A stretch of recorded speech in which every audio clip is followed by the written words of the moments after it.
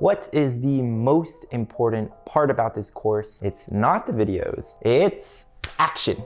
It's not just about learning time management, it's about putting those events and tasks into your Google Calendar. It's not about learning tips for project creation. It's about whipping out a note stock, sheet of paper, jotting some ideas, thoughts, and reflections down. So please, do the action items. We cannot stress this enough. This is ultimately for your benefit, not ours. Jeff and I have actually written the course. We've done pretty much every step. So this is about you. Yes, we understand it can be easy to kind of get lost in the fire hose of information we give to you, but the action items are designed to break down these daunting projects into meaningful, practical, manageable steps. We advise and recommend implementing these habits into your daily life. Again, we can show you how to make it as easy as possible, but ultimately it is up to you to do it. As for how to tackle the modules, I recommend starting with foundations, then project, then college if you're in 10th grade or younger. And if you are a junior or senior, then you should probably start with the college